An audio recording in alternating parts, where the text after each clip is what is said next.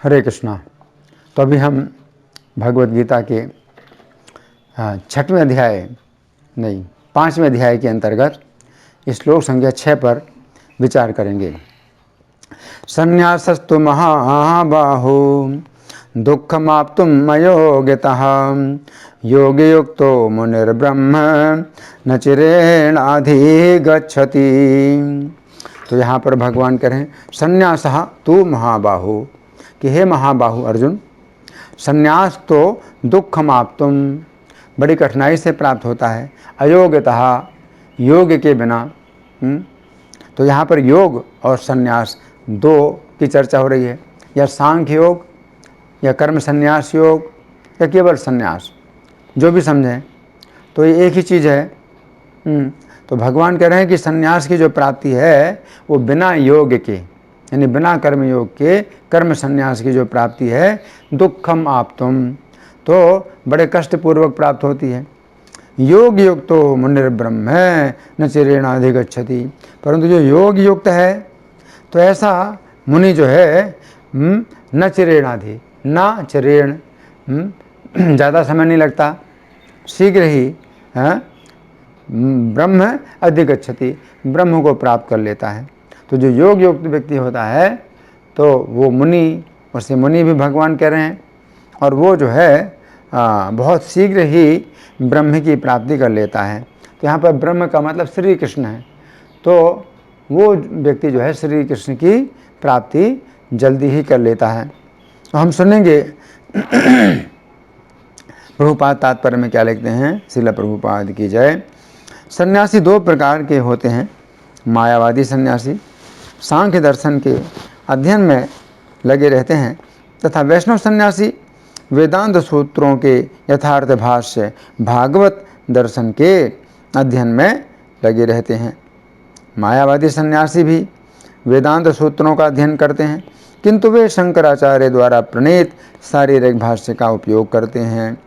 भागवत संप्रदाय के छात्र पांचरात्र की विधि से भगवान की भक्ति करने में लगे रहते हैं। अतः वैष्णव सन्यासियों को भगवान की दिव्य सेवा के लिए अनेक प्रकार के कार्य करने होते हैं। उन्हें भौतिक कार्यों से कोई सरोकार नहीं रहता, किंतु तो भी वे भगवान की भक्ति में नाना प्रकार के कार्य करते हैं। किंतु मायावादी सन्यासी जो सांख्य तथा वेदांत के अध्ययन एवं चिंतन में लगे रहते हैं, वे भगवान की दिव्य भक्ति का आनंद नहीं उठा पाते, क्योंकि उनका अध्ययन अत्यंत जटिल हो जाता है। अतः वे कभी कभी ब्रह्म चिंतन से ऊब कर समुचित बोध के बिना ही भागवत की शरण ग्रहण करते हैं। फलस्वरूप श्रीमद् भागवत का भी अध्ययन उनके लिए कष्टकर होता है। मायावादी सन्यासियों का शुष्क चिंतन तथा कृत्रिम साधनों से निर्विशेष विवेचना उनके लिए व्यर्थ होती है।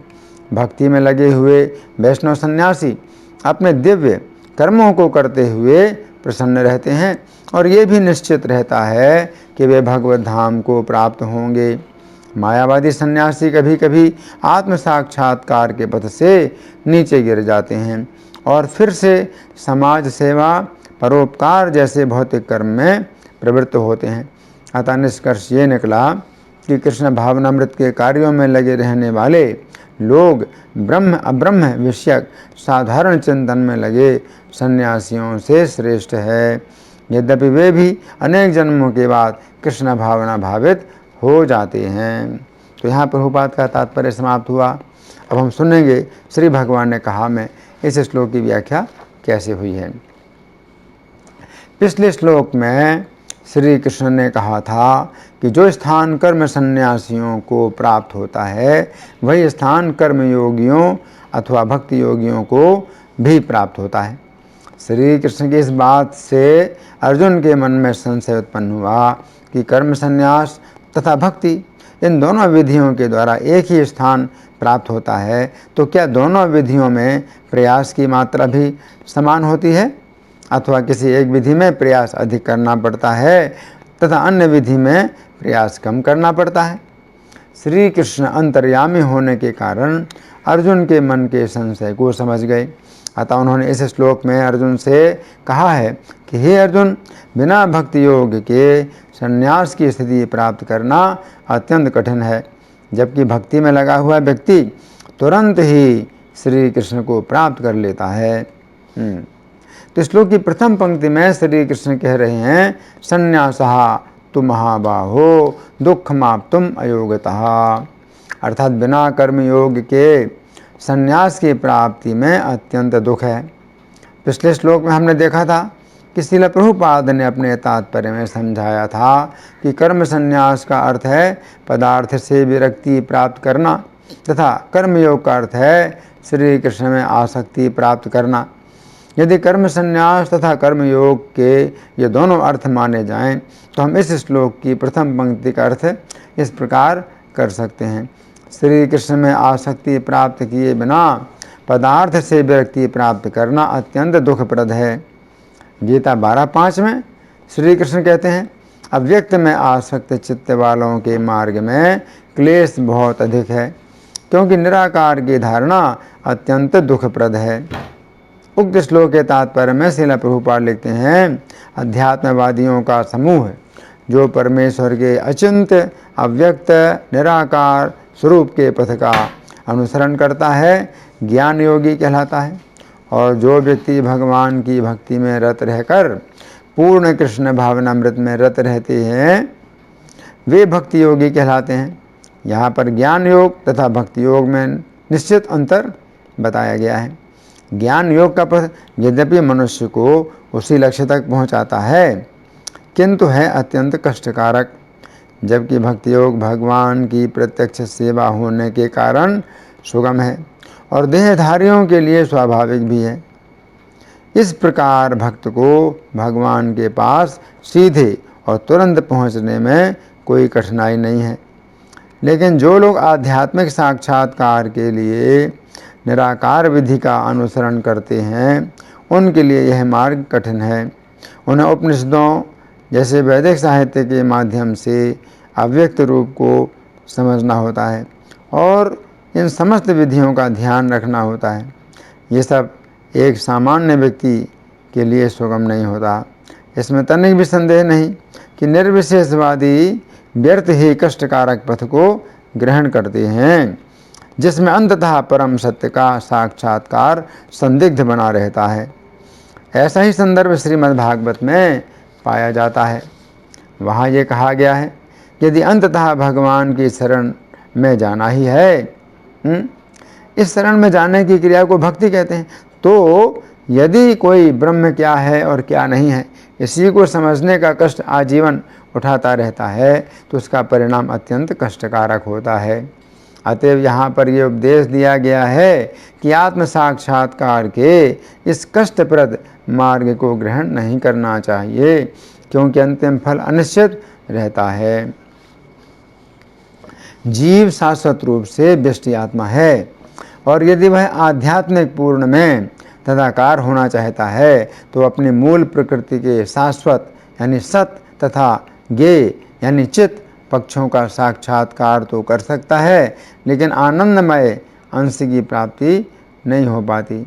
ऐसा अध्यात्मवादी जो ज्ञान योग में अत्यंत विद्वान होता है, किसी भक्त के अनुग्रह से भक्ति योग को प्राप्त होता है।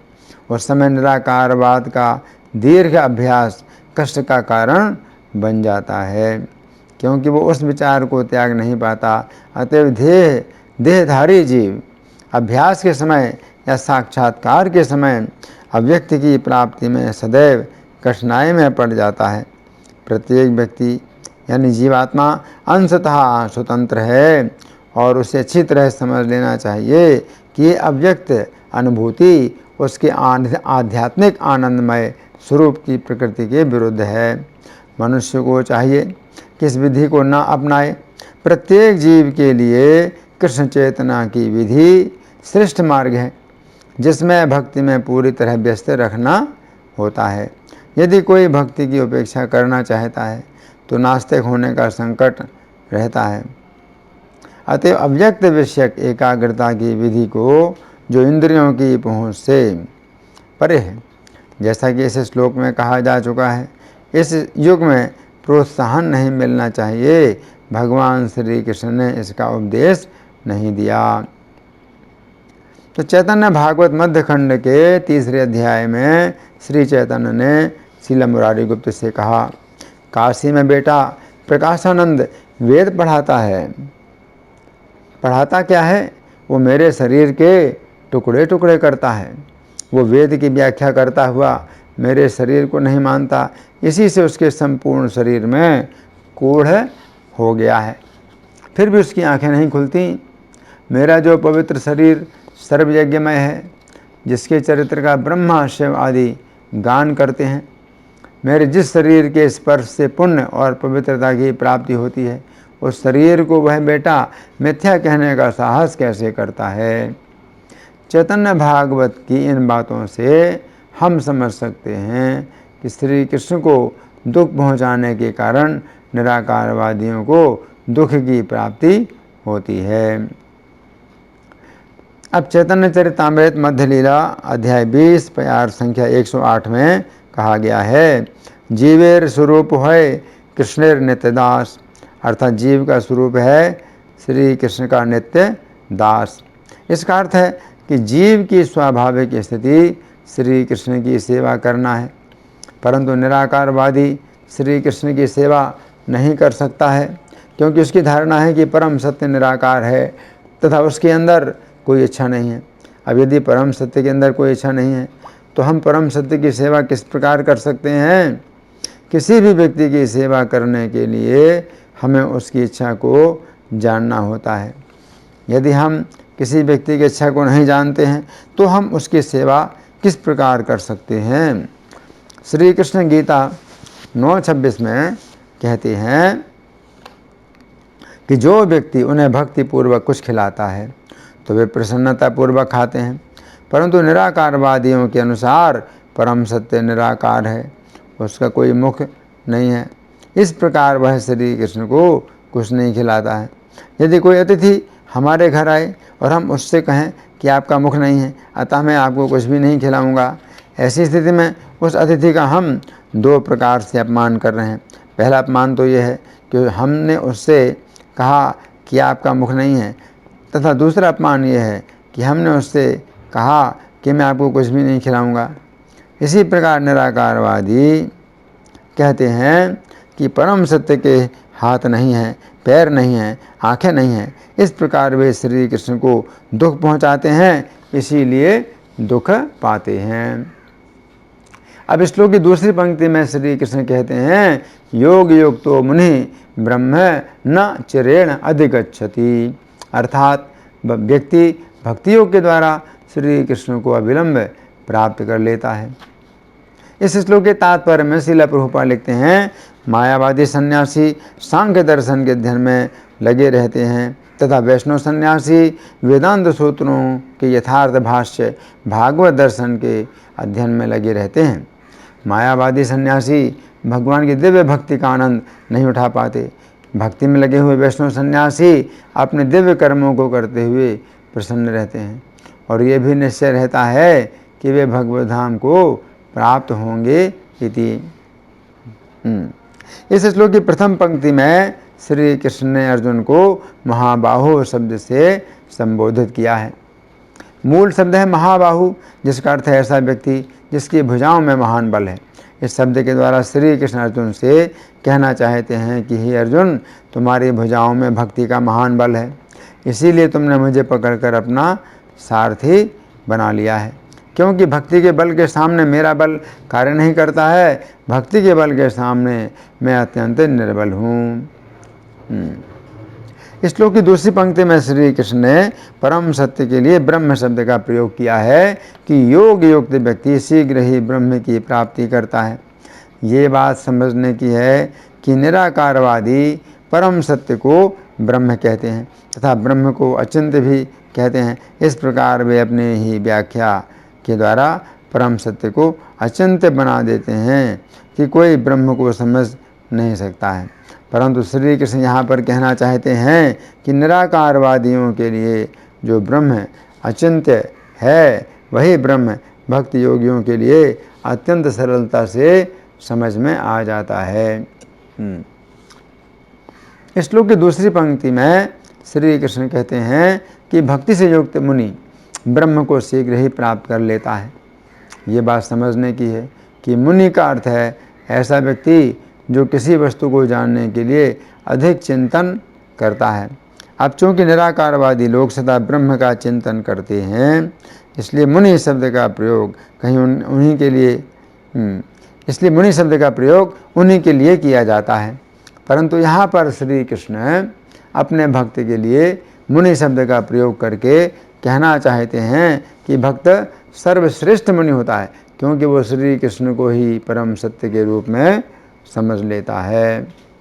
इस श्लोक के बंगाली पद्यानुवाद में श्रील प्रभुपाद लिखते हैं, संन्यास करिया यदि नहे कर्म योगी, महाबाहो की बलिबे वृथा से त्यागी, योग युक्त मुनि एवा ब्रह्म पद पाए, अविरत से ही कार्य सिद्धि योगे होय। तो यहाँ पर श्री कृष्ण अर्जुन से कह रहे हैं अचिराते से ही कार्य सिद्धि योग्य होय, अर्थात ब्रह्म प्राप्ति का कठिन कार्य भक्ति योग के द्वारा शीघ्र ही सफल हो जाता है। अतः हे अर्जुन, तुम भक्त बनो। तो यहाँ पर भगवान कह रहे हैं संन्यासस्तु महाबाहो दुःखमाप्तुम अयोग्यतः, कि जो संन्यास है वो दुखपूर्वक प्राप्त होता है बिना योग के। तो योग का मतलब एक प्रकार से है जोड़ना, तो श्री कृष्ण के साथ में अपनी आसक्ति पैदा करना, है ना, तो ये योग है। और संन्यास का मतलब है त्यागना, तो भौतिक संसार की वस्तुओं में आसक्ति को त्यागना। हाँ, तो एक प्रकार से हम ये कह सकते हैं कि अगर हम श्री कृष्ण के प्रति आसक्ति बढ़ाएं, है ना, तो भौतिक संसार के प्रति जो विरक्ति है वो अपने आप आ जाएगी। लेकिन अगर कोई व्यक्ति श्री कृष्ण में आसक्ति ना बढ़ा करके और संन्यास का अभ्यास करता है, मतलब भौतिक वस्तुओं का त्याग करता है, तो भगवान के दुख माप्तुम, तो ये दुख से प्राप्त होगा।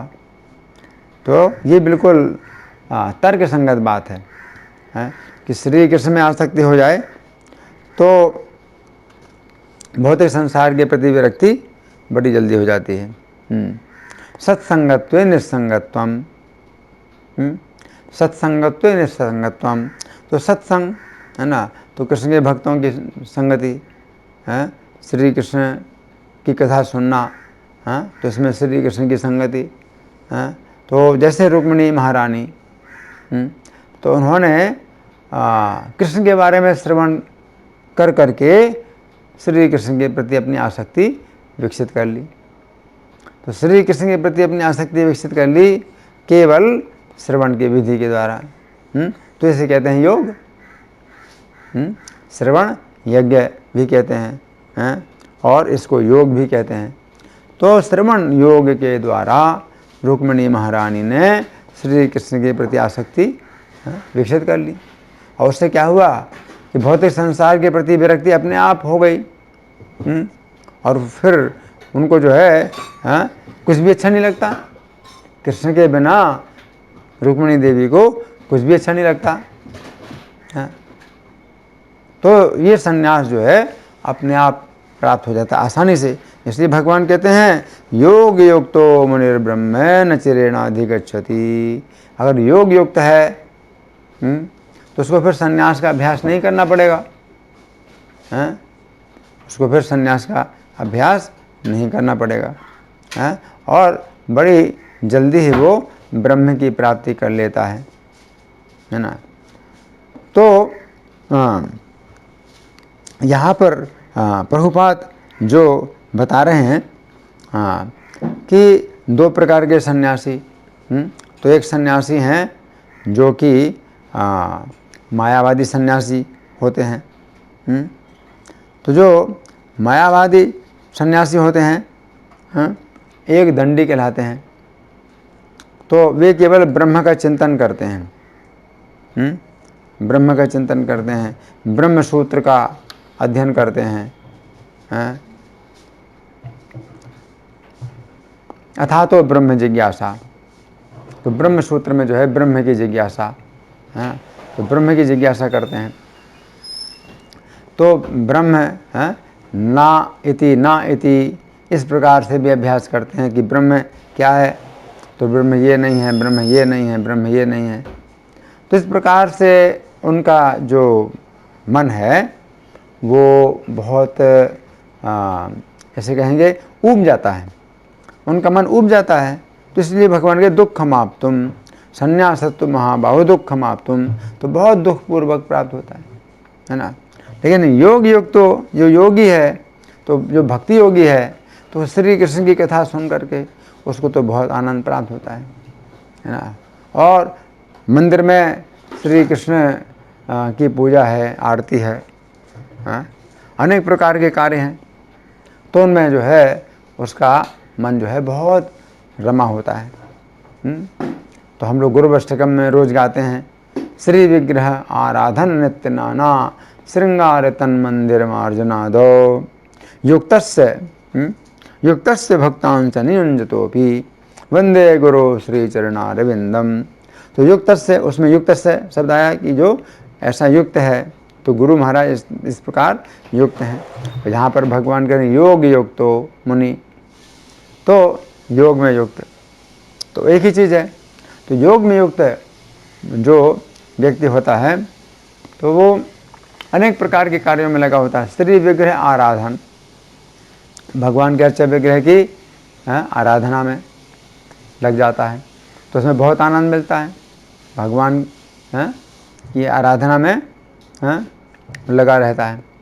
श्री विग्रह आराधन नित्य नाना श्रृंगार, और फिर रोज नाना प्रकार का श्रृंगार करना, तो इसमें भी बहुत आनंद है। श्री कृष्ण को सुंदर बनाना, श्री कृष्ण की सजावट करना, तो ये कार्य जो है अपने आप में बहुत आनंद प्रदान करते हैं। नाना श्रृंगार, श्री विग्रहाराधन नित्य नाना श्रृंगार तन मंदिर मार्जना दो, और फिर भगवान के मंदिर की सफाई करना। और आदव का मतलब है मंदिर की सफाई करना, झाड़ना, बुहारना, और धोना, पोछा लगाना। और अगर कच्चा मंदिर है, कच्ची ज़मीन, कच्ची दीवार है, तो फिर गोबर से लेप करना। तो इस प्रकार से अनेक प्रकार के जो कार्य हैं, तो उनमें युक्तस्य, उसमें युक्तस्य। तो योग युक्तो मुनिर ब्रह्म है, न चिरेण अधिगच्छति।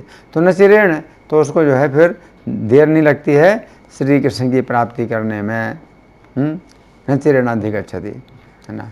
तो 12वें अध्याय में भी भगवान कहते हैं क्लेशोधिक तरस्ते शाम, यहाँ पर दुख समाप्तुम अयोग्यता है, तो बिना योग के दुख पूर्वक प्राप्त होता है संन्यास। और 12वें अध्याय में भगवान क्या कहते हैं, 5वां श्लोक, क्लेशोधिक तरस्ते शाम अव्यक्तासक्त चेतसाम। तो अव्यक्त में आसक्त जो चित्त वाले हैं, तो अव्यक्त में आसक्त चित्त वाले हैं, तो वो श्री कृष्ण जो कि दिव्य पुरुष हैं, श्री कृष्ण जो कि परम सुंदर हैं, तो उनके रूप को, उनके गुणों को छोड़ करके ब्रह्म का चिंतन करे, और ऐसे ब्रह्म का चिंतन करे जो क्या है, निर्विशेष ब्रह्म। तो निर्विशेष ब्रह्म का मतलब उसका कोई व्यक्तित्व ही नहीं है, तो कितना चिंतन करेगा वो, है ना। तो वो जो है इसलिए यहाँ पर भगवान कह रहे हैं कि संन्यासस्तु महाबाहो दुखमाप्तुम अयोग्यतः, कि संन्यास जो है योग के बिना बहुत कष्ट से प्राप्त होता है। और योग युक्तो मुनिर ब्रह्म है, मुनि योग युक्त मुनि। तो यहाँ पर भगवान मुनि शब्द का प्रयोग कर रहे हैं, है ना। तो अक्सर मुनि शब्द का प्रयोग उनके लिए किया जाता है जो कि मौन का अभ्यास करते हैं, मुनि।